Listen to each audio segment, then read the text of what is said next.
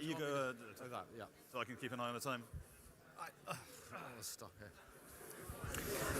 Ladies and gentlemen, thank you very much for joining us. We're going to leave the doors open for aircon purposes. If anyone has problems hearing, please start waving your hands, and then we can shut them down, and you can condemn your fellow your fellow audience to a slow roasting. Anyway, I am delighted to be joined by, according to a list in no way drawn up by his special advisors, a qualified scuba diver, pilot, tour guide, unpublished novelist, and Shadow Chancellor, Mel Stride. Mel, thank you very much for joining us. Pleasure. Let's start with the sort of, you may have noticed that there's a bit of Margaret Thatcher around this conference, 100th birthday and everything. Yeah.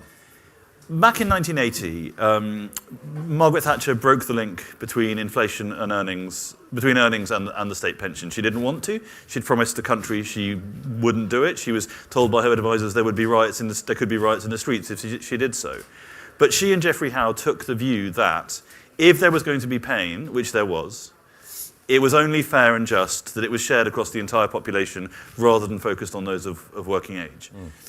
Obviously, the cuts you set out, I would say draw a very sharp dividing line with Labour, and I think it's I think most people in this room would welcome the idea that the way to balance the books is to cut spending rather than raise taxes even further. But 23 billion in working age welfare cuts, 0 billion in non-working age welfare cuts. Is that fair? Okay, well, firstly, good afternoon, everybody. Yes, quite. Secondly, thanks for a fiendish question. And thirdly, the bright lights of interrogation is a masterstroke, okay, so you'll get the truth out of me. Look, I think on pensioners, let's wind the clock back a bit to the last Labour government, when we had the fourth highest level of pensioner poverty in Europe, and we had pensioner poverty as an issue right at the top of the UK political agenda. And I think what we did when we were in office after that was to get on top of that. In fact, we saw 200,000 fewer pensioners in absolute poverty after housing costs as a result of the things that we did, including the triple lock. All I can say on the triple lock is that we remain committed to the triple lock, and I think there are good arguments as to why that should be the case. More broadly around the sacrifices, as you term it, I'm not sure I see some of the things that we've done as sacrifices as such. I see it firstly as certainly getting savings, which we need to do to pay down our debt and to do things particularly on the tax front to drive growth. But equally, I don't think helping people and getting people into work who would otherwise be parked on benefits is a bad thing. I think that's a good thing. And I think if we see that 23 billion in terms of welfare savings solely through the lens of squeezing down on a particular sector, it's about people, particularly with those lower level, less severe mental health conditions, actually doing in many cases what is part of helping with those conditions, which is to go into work, having the discipline, the dignity and the routine of work. And within the welfare debate, we have got to get work right at the centre of it, and I don't make any apologies for that.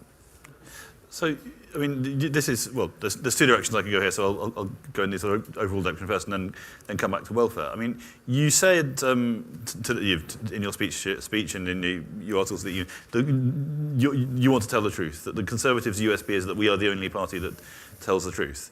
But isn't the truth that we are, we're in a sort of absurd position where you've proposed 47 billion in cuts. That's a big package of cuts. That's like about 5%, close to 5% of government expenditure, I think.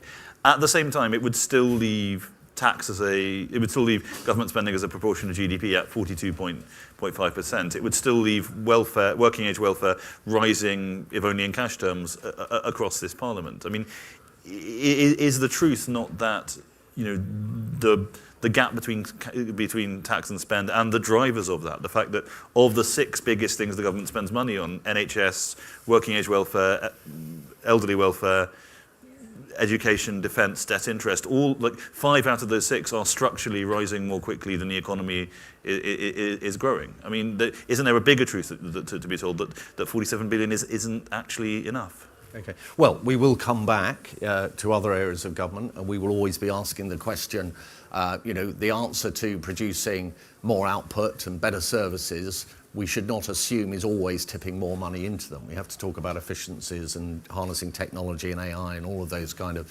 things in order to do that. But look, those savings, actually what I said yesterday, should be split actually between bearing down on the debt, but equally at the same time allowing headroom to do other things. And I did actually announce 2 tax cuts, to your point about the rising tax burden, one of them being business rates, which I think is important, particularly for smaller businesses, and also a big bold offer to younger people who I think we have to reach out to because there are these issues of intergenerational fairness. The other thing you haven't mentioned is growth. So if you can get it wasn't the list, don't worry. Yeah, good. So yeah, I'm sure. So you get the spending down, you get the taxes down, you make the other decisions within that bucket of things that you have to do, some of them deeply challenging, but in order to turbocharge growth, and then brilliant things happen. Okay, so increased growth is actually a magic bullet. If you look at the Office for Budget Responsibility's forecasts going out a generation or two, and you talked about the sustainability of certain elements of public spending. In terms of debt as a proportion of GDP, that forecast just goes up and up and up. Now, that figure now is about 100%, and that is really straining us because the servicing costs on that debt are about 100 billion a year, or twice what we spend on defence. That's borderline unsustainable, okay? With the Second World War, it hit about 250%. That line from the OBR actually through the next decade or so goes up through 300, 400, 500, 600. At some point on that line, the wheels will completely come off the economy. Now, the good news is if the underlying growth assumption that drives that line up is part of the picture behind that line, was doubled from the anemic level that they're assuming.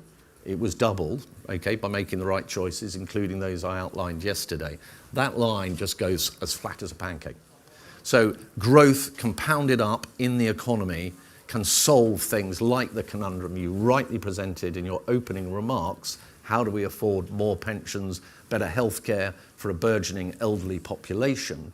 Growth is the key, and the approach to that has to be, amongst other things, controlling public spending, getting the debt down, which I explained yesterday. The majority of those savings will go for that purpose, but equally getting taxes down to turbocharge growth, which is all about business. And going back to welfare, although, again, well, damn it, come back to growth and business. Yeah. You were the welfare secretary. You had a package of cuts. It's one of the more baffling decisions, I think, of the many baffling decisions Labour have made. Yes. Is to completely ditch your hideously unfair Tory cuts, which the OBR had confirmed would have actually put more people back into work, and come up with their own list of sort of back of the envelope cuts, which wouldn't have put more people back into work. But obviously, I mean, Fraser Nelson was speaking at a panel just now on welfare. And has spoken sort of profoundly about the human cost and the human misery of this. Yeah. Do you think? I mean, and actually, we've talked about Thatcher's legacy. One of the errors the Thatcher government made was to accept people going on to disability and incapacity benefits in order to keep unemployment down. It's the Thatcher and major governments in particular when the welfare explosion really starts and then takes off again after the pandemic. I mean, this has become a generational problem. It's not just a sort of surge after the pandemic that we are condemning people to lives of dependency and decay, and it's especially the local concentration of it is really striking. I mean, how on earth do you go about tackling a problem like this? Not just in terms of financial issues, but just in terms of the getting to grips with this incredible waste of human potential. So a lot of it's about two things, actually. I think if you look at sickness and disability benefits, which is what you're really looking here when we see those things that are going up through the roof. One is those that are already on them, which we might call the stock of people on those, which is now sort of 3.5 million upwards and rising very rapidly, and the flow of people going into that stock. And you typically have to tackle both elements. Those who are currently on those benefits, we know from surveys that were conducted by DWP when I was Secretary of State, 20+% of those people actually say they would like to work. but there is no conditionality attached to their benefits. So nobody is able to say to any of those people, for example... But that is 80% of a huge number of people who don't want to work. Well, who are not saying that they outright want to work, but the question really should be who is able to work, because if people are able to work, perhaps with a bit of assistance, at the end of the day, my view is they should be working, not being on benefits. And I think that's important for the economy, and it's important for them. And if you think about the difference between somebody who might be receiving thousands of pounds in benefits compared to somebody who then transfers over into a workforce and actually contributes and starts paying tax, the difference between those two to the economy situations is very significant indeed.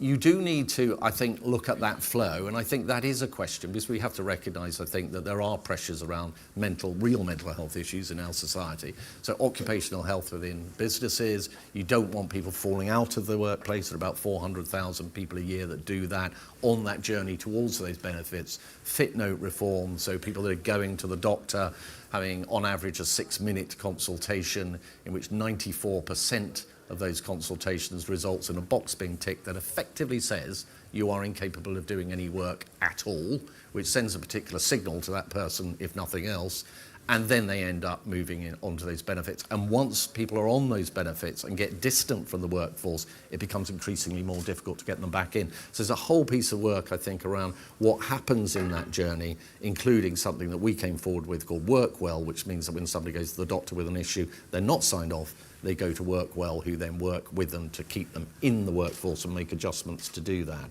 But it is in that space that we will be looking at, particularly, as I say, the less severe mental health conditions, mild anxiety, mild depression and so on, where actually we should be looking for people to the default position to be staying in work or getting into work, not sitting on benefits. So the big political story of the second half of the year, well, it is already the budget, and it's only going to get bigger, and it's going to be brutal. The OBL's productivity. I mean, you quite prophetically at a CPS panel said someone was talking about the Rachel Lee's black hole, and you said actually the thing which is really going to be a problem for her if it happens is the OBR finally accepting that productivity hasn't grown, and the OBR has finally accepted that productivity hasn't grown. Yeah. And as I said earlier, there is a big divide. Labour seem to think that you cannot have any spending cuts and you have to do it all through tax rises. Tories saying precisely the opposite. If you accept, I mean, you touched on this in the conversation with Onward earlier. If you accept that axiom that you cannot touch spending, how do you think she can or should or will get out of it? So I don't accept the axiom that it is not possible to tackle or right to tackle spending, and that's why I set out the proposals that I did yesterday. But I do accept that this government has got itself into a position where it is incapable of doing that. And the watershed moment was when they failed to get through their £5 billion worth of welfare savings because the backbenchers wouldn't agree to it. And I think amongst other things, just to digress for a second, I think that sent a signal to the markets actually that this government is not capable of controlling spending, and I think that's very difficult. And under those circumstances, where do you end up? Well, growth is what it's going to be. As you say, the OBR, it appears, will be downgrading its forecast for productivity growth. Every 0.1% of a downgrade is about 9 billion. So, 0.2 would be the best part of 20 billion. That's where a lot of the pressure is coming from. Plus the unfunded commitments that they've been left with because of the reversal on welfare and the reversal on the winter fuel payments. That sort of adds up to quite a lot. And then all the other things, you could be in a very bad position. I think before coming to what might she do, I think there's a question before that, which is how bad might it be? It could be anything from, there's not much of a downgrade from the OBR and various other things sort of tilt in her direction. She manages to persuade the OBR that some of the things that they're doing, as they did on the planning side, is able to be scored in terms of additional growth. There's been a big argument about this ability for young people, 50,000 a year, to come over here from the EU. How much will that be? So anyway, yes, well, although if you're scoring that, you also should score the Employment Rights Bill, which... Yes, absolutely. So all these moving parts. So what I'm really driving at is you'll end up with a spectrum in which at the best end of it, from her point of view, I don't know, she might be underwater by 10, 15, 20 billion. If you follow where the National Institute of Economic and Social Research says it's 42, underwater, plus the 10 of headroom she had before, £52 billion to find. That is eye-watering. So, to get to your question, what does she do? If she's down the really hard end, it seems to me it's almost unavoidable that she would have to go to one of the three heavy lifting broad-based taxes. That's national insurance, income tax, or VAT. And that would lead her into clearly a breach of the Labour Party manifesto. It would in some ways be the cleanest thing to do under those circumstances, but very difficult to do. And I think that would put her in a very difficult situation. If it's down the more benign end, then an extension of the freezing of the income tax thresholds, so fiscal drag gives you about 10 billion. There's suggestions she'll go for the city, which is a politically easy target because nobody ever sheds any tears over taxing bankers, but would actually be economically damaging.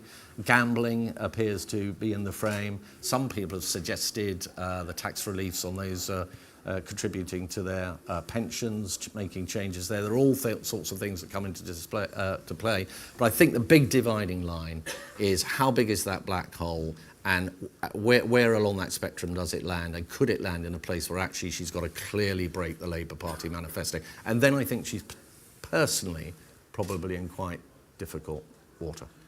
But even then, you said you're getting back to 10 billion headroom. I mean, this is one of the legacies from the Tories that Jeremy Hunt has now said, put his hands up and said, if you've only have 10 billion of headroom, you essentially can be knocked off course by literally anything. And and I know, and hopefully the people in the audience know, but if you don't, the next 3 years of the spending forecast are absolutely brutal.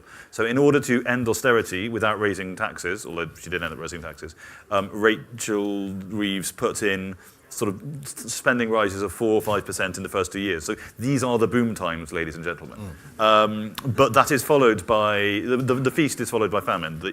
In theory, public spending starts increasing by 1.5, 1.6, 1.7, 0.8, 0.9% over the next 5 years, and that includes the NHS. Yeah. So it's basically austerity 3.0 or whatever it is, and it's really hard to see Labour backbenchers wearing that, and it suggests that if we get headroom back up to 10 billion rather than 30 billion, we're just going to be in this again, and we're going to have another summer of rumours of tax rises and no business investment, and then the year after and year after and year after. So do you think she should bite the bullet and actually go for a massive tax rise? It depends, right? It depends on where you are on that spectrum that I described, because it becomes more difficult to build in extra headroom if you're very far down the right-hand or left-hand end, as you're facing me, end of that spectrum. You're right about the spending envelope. So it's front-end loaded, which means the squeeze is coming.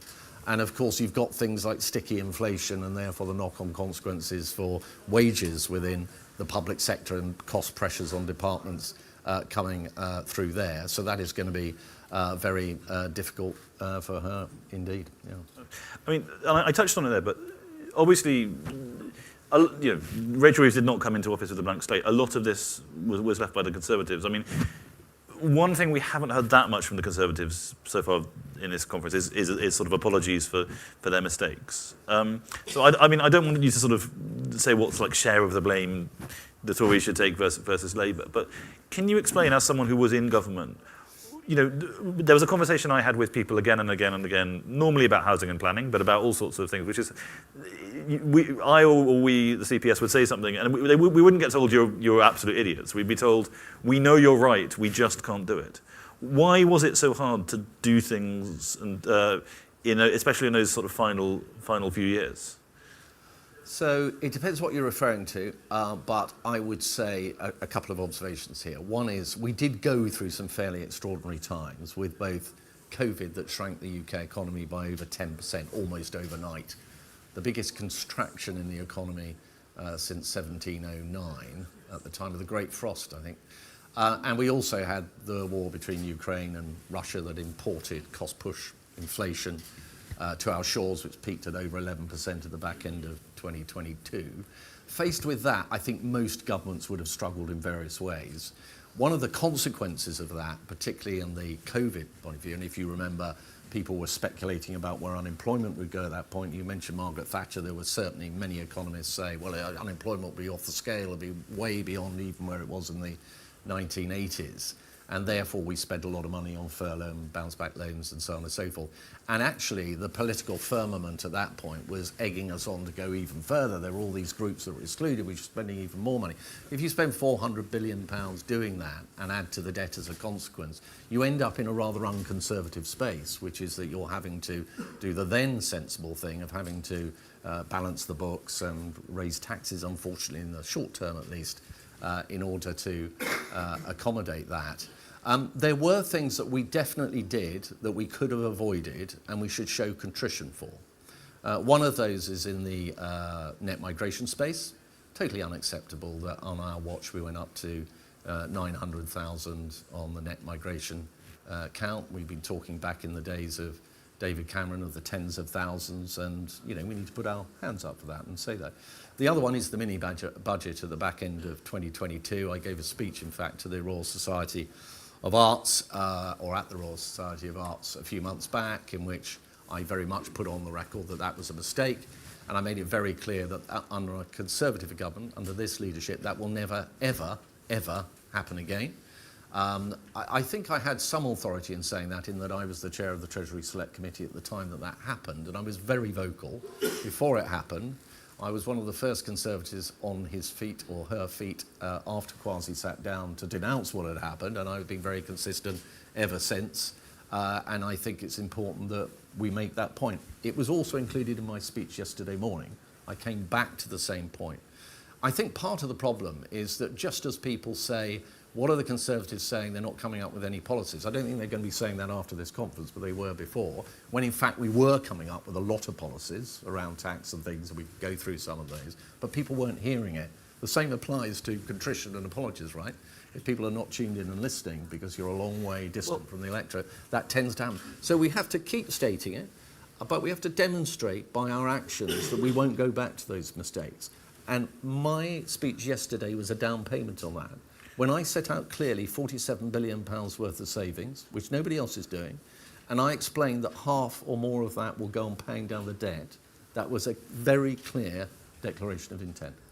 But I mean, I was going to ask this later, but you've raised it now. I mean, the problem is no one is listening. Well, very few people. The Tories are squeezed out in the polls, squeezed out in the media narrative about, And and we have to constantly fight for that space in the public square to get our message across.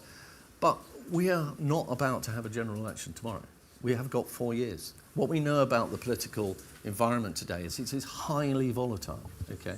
And anybody sitting here who thinks they know what's going to happen in 4 years' time at a general election, well, you're either a genius or you're a fool, right? The smart thing is to say you don't really know. And we see that played out in so many forms. If it was 2019 and I was a socialist sitting here, heaven forbid, at 2019, you'd be saying, Mel Stride, the Labour Party's had its worst defeat since the 1930s. You will be out of power for a generation, will you not? Your message is not getting through. Nobody wants to listen to you whatsoever, and yet 5 years later, here we are. If I was Pierre Poilievre in Canada before that election, Pierre, you're 23 points ahead in the polls. You're a shoo-in. What happened? He not only lost it, he lost his own seat. Okay. Yes. All we need is Donald Trump to start talking about annexing England. And Rob Ford. Yes. Yeah. Well, no, but there is a serious point here. People are less rooted. The political environment is more frothy, and you're absolutely right. The various externalities could intervene that suddenly turn everything upside down. But that is exactly my point. Now, there is a scenario, for example, in which maybe illegal migration is not a number one top issue in 3-4 years' time. It may be that has been resolved. I don't have any confidence in this government, but it's not impossible. It may be that the economy has deteriorated still further. It may be that people conclude that Farage is a fantasist and his numbers don't add up, which is the truth at the moment, and that Labour have completely ruined our economy, and that a Conservative Party that says the things that I said yesterday morning is the party that should responsibly take over the government of our country. Those things are quite possible, as are every other possible scenarios. But my point that I'm making is don't ever write us off, because we are still in the game. We are serious about getting there.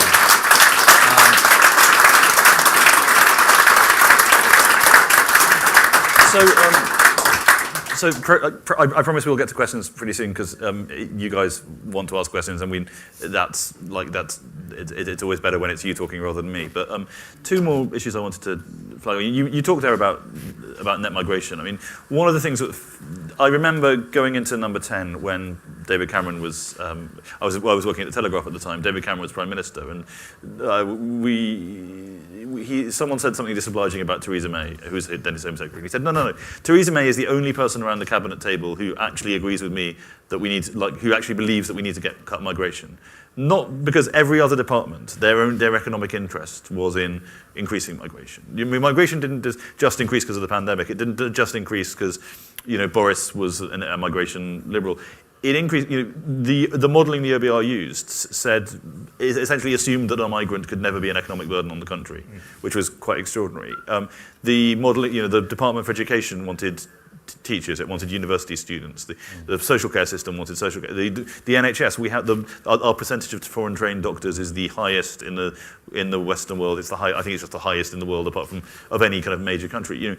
There were all these institutional drivers. So how would you, if you got back in, would you say, how would you stop that happening again? How would you sort of change the modelling so that net migration, so that we actually get an accurate idea of who we're bringing in and how? Because at the moment, the labour force survey is completely broken. We have basically no idea what people are earning and how they come. So Right, okay. Well, probably fire everyone at the ONS on the latter point, because the data is abysmal and has been for some time, which is a problem. Look, the settled view, and I think you've alluded to this, Robert, as the value of net migration has shifted. And I think the view that you just pulled the lever, the OBR said, it's X thousand and therefore we'll give you this in terms of extra output, tax and so on, has shifted to a recognition that certainly through the medium towards the longer term, the value of lower skilled migrants is not a net addition to the economy. But of course, higher skilled migrants in certain areas most certainly are, okay? In terms of part of your question, which was, well, how do you get those numbers down? We're already seeing it. So that 900,000 figure that I referred to is now down at 400,000 or thereabouts. Why did that happen? Because there were changes made to the visa arrangements in terms of salary thresholds, the ability to bring dependents and so on, that were actually brought in by James Cleverly and the latter part of the Rishi Sunak administration. So I think it is perfectly, we're perfectly capable of controlling the level of net migration into our country. I think in terms of what skills mix we're actually looking for will be something of a greater challenge over the next few years than perhaps it has in the past because of the advent of artificial intelligence, which I think is going to have a profound impact on the economy and the labour market and the kind of skills we need. Profound, but very unpredictable. And therefore, sorry, I might end up drifting off into skills and things, which I probably shouldn't do. But to answer your question, we can control it. We have to properly assess the value of the different types of net migration we have. I think the OBR has largely caught up with where it should be on that, and that's the basis on which we'd proceed. And the other thing by the way, there are two great CPS reports on this, Stopping the Crossings and Taking Back Control, one with Nick Timothy and one with Robert Jenrick and Neil O'Brien, which he both says I think played a large part in shifting the conversation in the way you describe. But you mentioned earlier on, and I promised I'd get back to it, growth, and that growth can only come from business, which is obviously something we at the CPS would profoundly believe. It's something that Margaret Thatcher profoundly believed, and she co-founded us, so we have to profoundly believe everything she said. And obviously tax is a lever for that. But the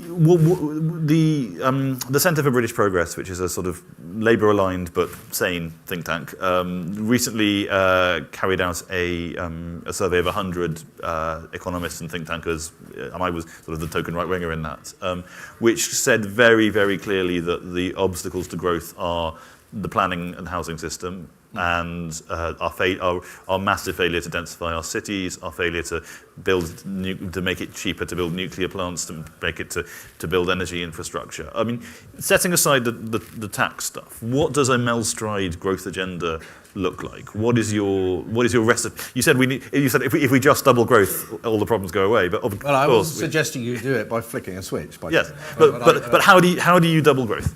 Okay, so I think it's a variety of different things. I'm not going to dwell on tax because you don't want me to, but I think tax is absolutely central to the growth. I mean, I agree, but I think we just agree ferociously on let's tax. take that to one side. I think what drives that is controlling spending, and we've touched on welfare, and I spoke about that yesterday, and we made commitments on that, the size of government more generally.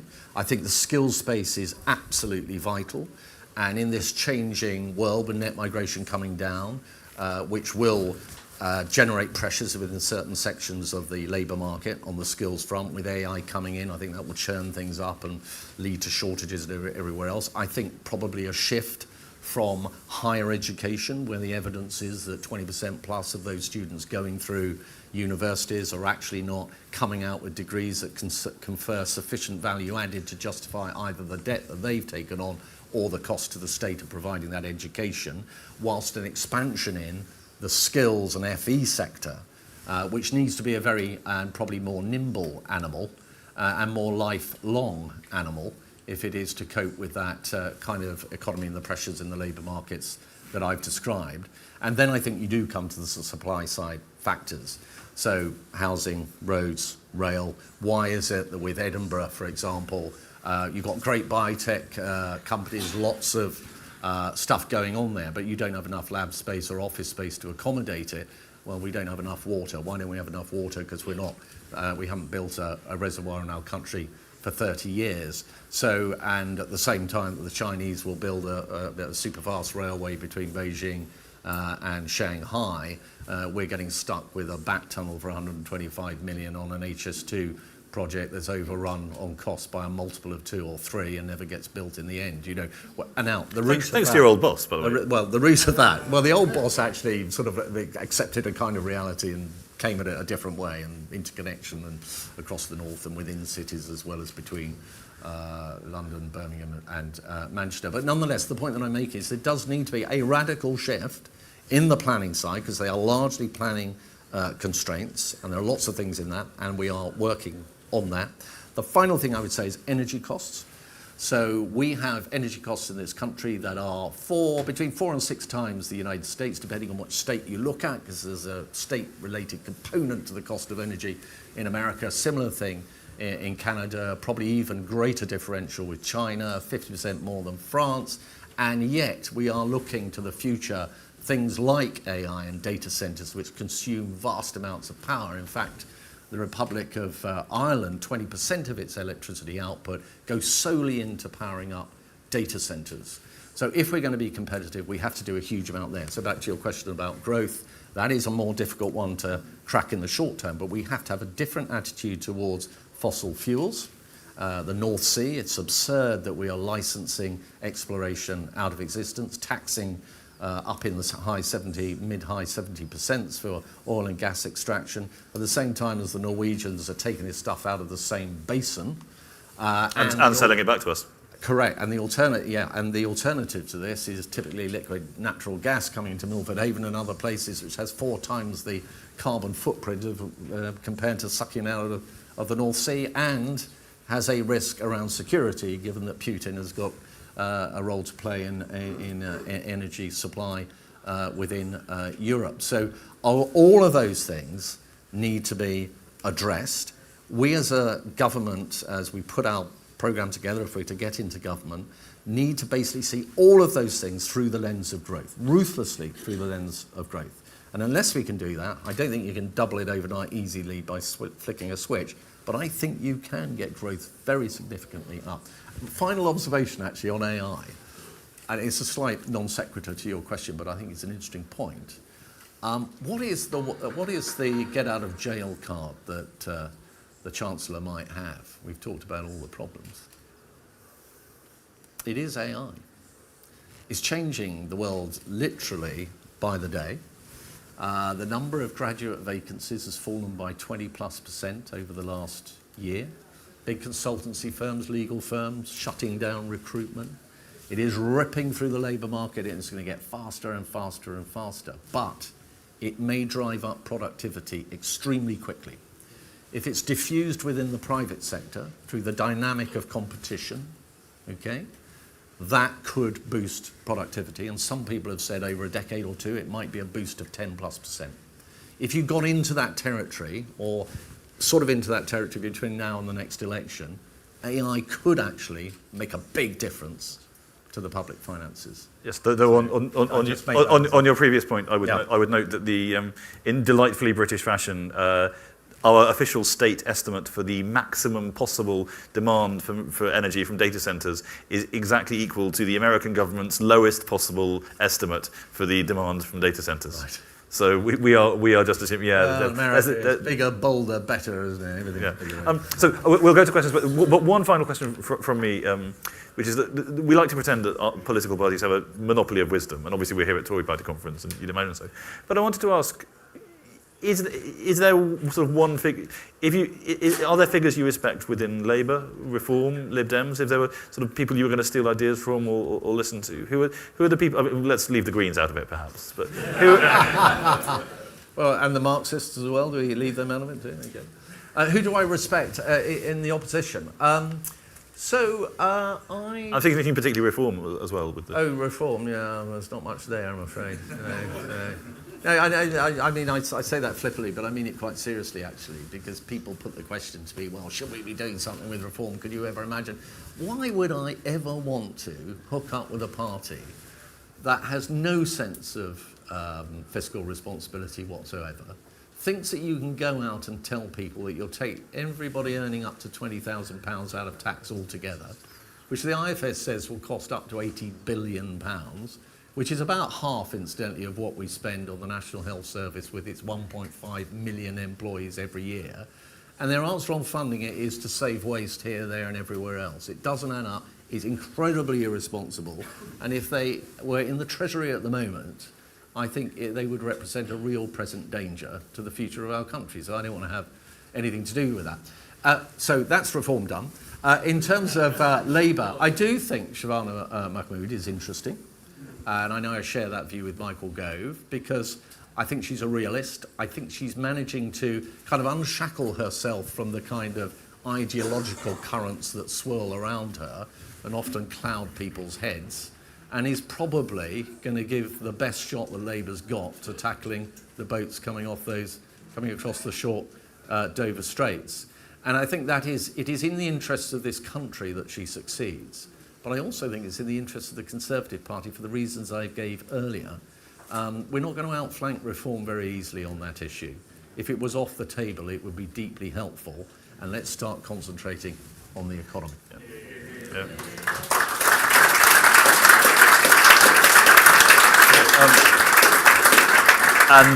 And with the Lib Dems, you can just take Ed Davey scuba diving to add to his. Put him on a boat or something and tow him a long way offshore. That's probably right. Okay. Let's go to questions. We've got lots of questions. Let's go to Juliet, and then let's go all the three people in the front row, and then we can. Juliet Samuel from the Times. The Tories wasted about 10 years of low interest rates underinvesting in this country. Rachel Reeves, for all she may have done wrong, has spent half of the tax increase that she obtained at the last budget on investment. And, rather unfairly, that's scored outside the OBR's 5-year time horizon for its effect on growth, which is why politicians don't invest enough, because they don't get credit for it. Should we not give her credit for that? Good question. I think as a principle, providing public investment is very important, because getting back to our productivity discussion, underinvestment, both publicly and within businesses, has been part of the problem. The reason why chancellors have typically squeezed capital spending is because they run a kind of economy with a fiscal headroom that means it's all terribly tight, and the easy thing to let go of is that capital expenditure, which is the long-term investment. I don't think it's entirely true that the Chancellor has not factored in some credit for that kind of investment, in that she changed the metric by which the fiscal rule is judged to something called public sector net financial liabilities, which includes scope for some of that kind of spending to be recognised in a different way, such that it doesn't count against the debt to GDP target that she needs to see falling in the final year of the scorecard. So I think she's allowed herself that wiggle room. I think our criticism of that is that under a Labour government, the way they run things, that just means more debt at the end of the day. Thelma Matter from Royalton, Coalfield. How can we increase the appeal of the London Stock Exchange? More and more companies are now seeking listings on the US Stock Exchange, even though the reporting is more burdensome than in the UK. But that would, if we have an overhaul of the London Stock Exchange, I'm sure we'll be able to contribute to increasing the economy in the UK. Thanks. And the gentleman next to you, just because there's loads of people who want to get in. Right, I'm going to ask the indulgence. No, you can ask a really short question, please. Sorry. Yeah, young people that are standing in this room, I wanted to make the point that Conservatives need to encourage more young people into the brand. And I've been really encouraged by the amount of young people here at this conference, and I really wish to welcome them. And I would ask Mel, what do we think we can do to encourage more young people into our conservatism? Sorry, I don't mean to be rude, but we No, need to... that's all I Okay. Sorry, Mel, do you want to answer both of those? Okay, so on the London Stock Exchange point, you're absolutely right. When it's coming to IPOs, etc., not just the LSE, but AIM compared to NASDAQ and the US, absolutely, they are winning hands down, and we should be very worried about it. I think the kind of things you look to is how difficult is it to list on those markets, and Jonathan Hill did some very good work some time ago on those kind of issues. How good is the London Stock Exchange at selling itself around the world? Question mark. Stamp duty, which is here in share trading in the UK as opposed to not being there in the USA. And I think there's something around the depth of the pools of capital that we have in London, which I think in turn relates to the way in which pension funds make investments. And if you look at the proportion of those that investing that was going into the domestic market 20, 30 years ago, it was far higher than it is today. I don't think we should mandate those funds to invest locally, because I think you get issues around returns and their fiduciary duties to provide those returns. But at the same time, I do think there's an interesting question or two around the fact that there are serious tax breaks or tax reliefs for people investing in pensions. And I think, the question has to be asked, should there not be some quid pro quo in terms of that money coming and staying in our shores? In terms of young people, you're absolutely right to raise it. The average age of a Conservative voter at the last election was 63. And I think... Well, Frank Luntz always says the average age of the Conservative voter is now deceased, which I think is... To be slightly more optimistic, I think it's true that about 1 in 6 of them will not be here at the next election. So I'll take the 5 out of 6 that will still be here. No, but we do. We've got to have a big, bold offer to younger people. Now, I did put more than a toe, perhaps an ankle in the water yesterday, when, in terms of all that savings that I put forward, I did earmark money for a scheme by which we would hypothecate the national insurance on that first job going into an ISA, which could be used as a deposit against a future property purchase, or indeed for lifetime savings and so on, up to £5,000 per person. And that, of course, will be there for younger people. But there are other things that we're going to have to do. If you look at the divide between the people that really plugged into our economy and benefited from it, typically around an era where real wages were rising faster than they are more recently, and asset price inflation mainly around housing, the pivot point is somewhere in the early 40s, actually. Those that are younger than that missed out generally on those things, which got worse since 2008. So we've got to reach into that group, and we've got to think about debt and higher education, student loans, and how good those skills are and the value added that people are getting on the housing ladder, hence my move yesterday, which you've got to combine with supply side reforms to increase supply as well as stoking up demand in that way.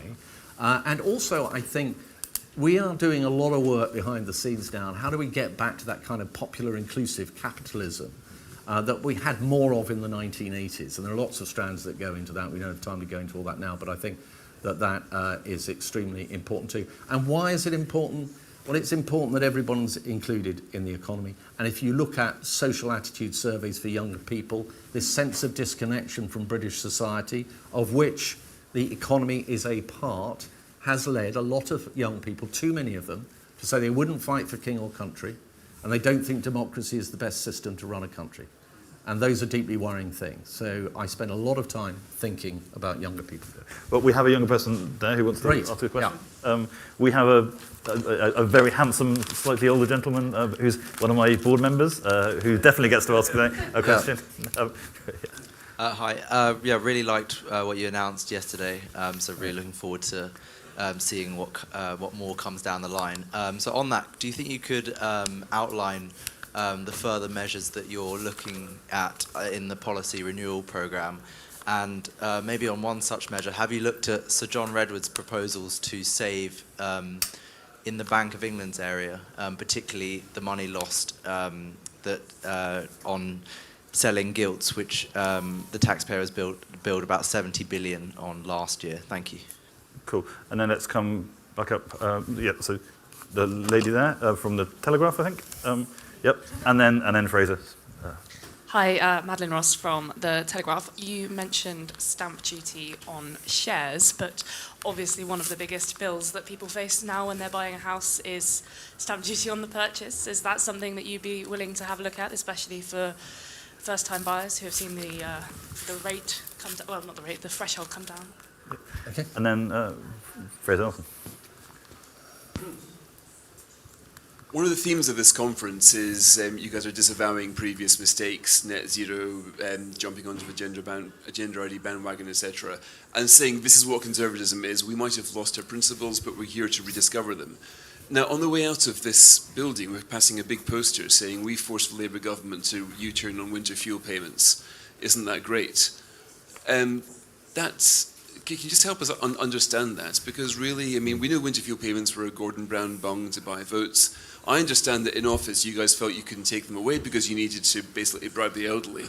But given that we're in this sort of truth and reconciliation stage, trying to work out what are conservative principles, what are these young activists at the back here fighting for, and they're going to fight elections, can we admit that Rachel Reeves was probably right to take away the winter fuel payments? And it's very difficult. If you're a conservative and you think, isn't it great we campaign for more welfare, then where really is the creed? Where really is the belief that you're campaigning for?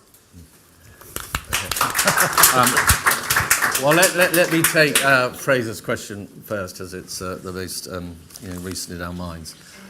If we had a system, Fraser, in which it was possible to separate the people that clearly did not need that benefit, i.e. were sufficiently wealthy that it's an absurdity to give them that money, from those that are in deep poverty in some cases and rely upon it, then, but let me come to pension credit. Then one would absolutely make that distinction and make the change. The problem is that it's hooked on pension credit. Pension credit as a benefit is not something that can be, the eligibility for it cannot be determined from the centre. The individual has to apply for it on the basis that they have to, for example, come forward with the amount of cash that they've got in their bank, the amount of wealth and so on and so forth in order to qualify. In other words, it's not possible to have a situation where you can simply identify the two types. And it is simply the case that if that winter fuel payment had been completely scrapped and they'd sort of partially U-turned on it, then 80% of those pensioners below the poverty line would have lost it. And ultimately, I don't think that was right. The way you reform welfare, as you know, because I know it's your pet area as it is mine, is in a considered and principled way. And you have to get round this issue of being able to identify who needs it and who doesn't. Otherwise, by taking away from the wealthy, you end up punishing the poor. And I don't think that was the right thing to do. I'll take that as a rapturous round of applause that I've just interrupted. But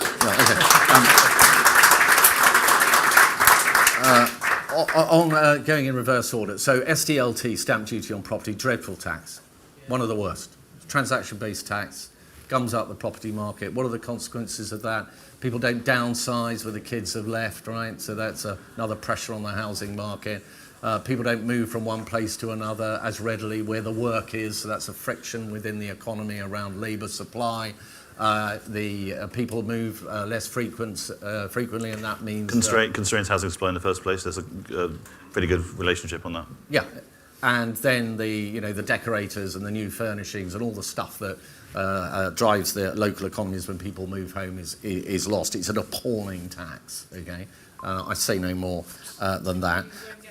And well, I can't comment on future decisions, but it is an appalling tax.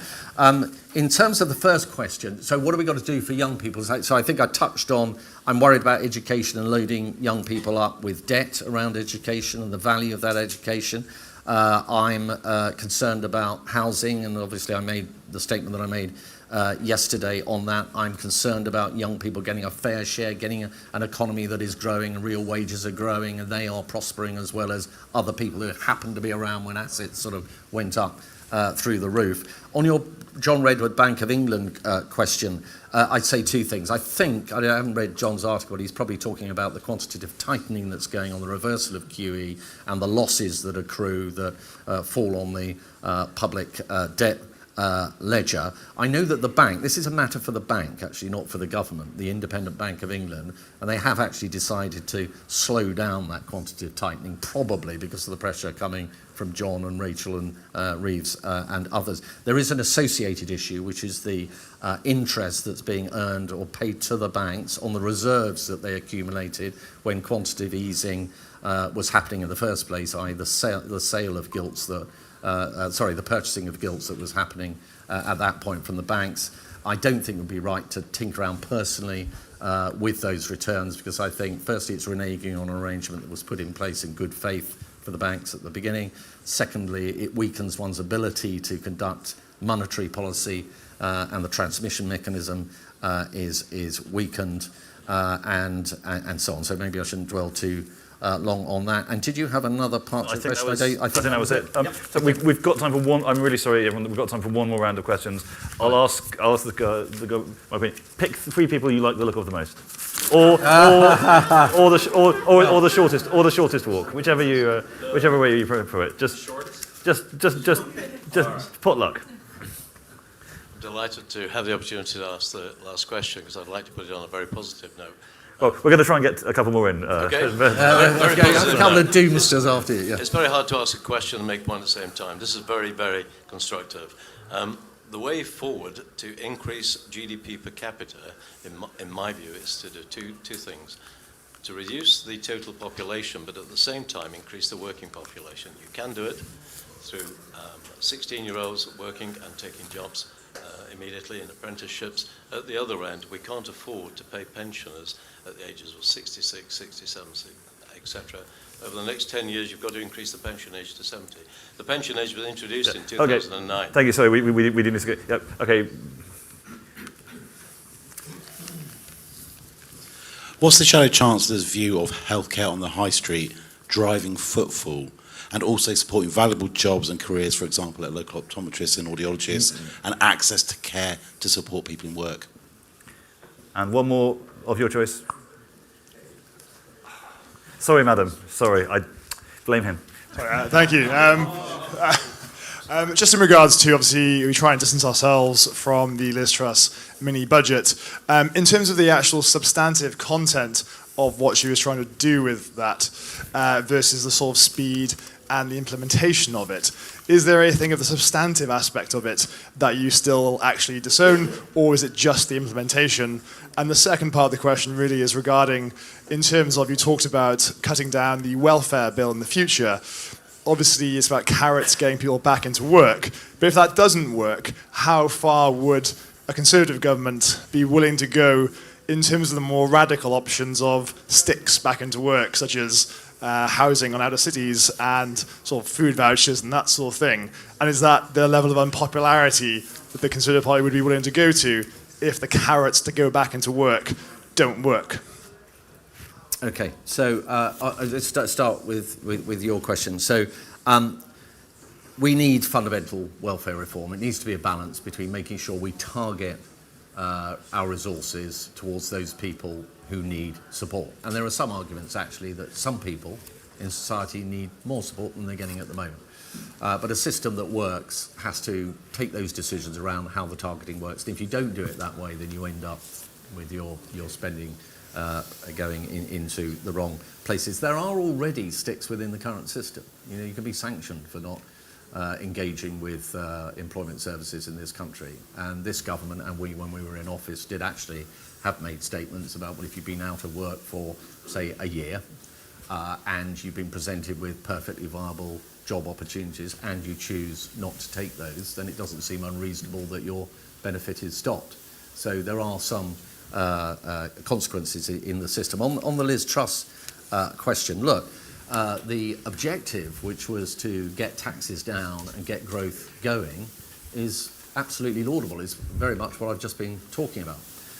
The problem in terms of the execution and the way that it was done was, unlike Margaret Thatcher, whose actual big dragon she had to slay was inflation, who came in, and actually I think the tax burden slightly rose when Margaret Thatcher first came in 79, but they got inflation down, they got the public finances under control, and then Nigel Lawson and others came in and cut taxes. So sequencing and doing it in the right way is absolutely critical. Margaret Thatcher did it the right way. What happened at the back end of 2022 was, I'm afraid, the wrong way of going about it. On the issue of GDP per capita and the ageing population and the state pension, I think the suggestion was that state pension age should be rising. It is rising, of course. It's going to go up another year very shortly. There will always be a debate about whether it's the right level or not, given greater longevity in particular. We are spending a lot more on pensions. One of the reasons is actually that when the state pension first came along, there's sort of the immediate post-war period, for a man at least, the retirement age was 65, and the chance of a man actually getting their pension was probably about 50%, because half of them actually died before that point. So longevity is a big driver of the cost, and I recognise that, but there's nothing I have to say about that point, because, as I said, we're committed to the current arrangements. And then there was a question about healthcare on the high street. And healthcare. Yeah, I think they've got a huge role to play. Okay, so we had pharmacy first as an approach to relieving some of the pressure on GPs, so that across a fairly limited but important number of conditions, ear, nose and throat conditions and so on, you could go to your GP rather than, go to your pharmacist rather than your GP. And when it comes to opticians, they have an important role in picking up various conditions actually when they examine your eyes and they scan the back of your eyes for various conditions as well. So I do think they're really important. I think they're about keeping healthcare local. I think you referred to driving footfall into local high streets. I think part of the problem is educating people to know that that service is there, and secondly, to try and unknot the incentives or otherwise that the GP has to say, well, actually, you can just go to your pharmacist rather than, oh, actually, I'll do it, because all that's fed into their business model. So I think there are some challenges, but I think they have a really important role to play, actually. Cool. Well, one final question from me to end on. Politico this week headlined their report of your speech, Javier Mel I. It's also quite a weak, but would you be happy with that characterization? Are you going to be adding qualified chainsaw wielder to your list of accomplishments? No, I think if I brandished a chainsaw, I'd probably manage to ingeniously cut off both of my arms simultaneously. So I think I'll give that a miss. But look, people should know nonetheless that this party is really serious about getting on top of government spending, really serious about living within our means, and if we do that, and we get taxes down, we can get growth going, and we can present that case to the British people, we can win the next general election. Thank you.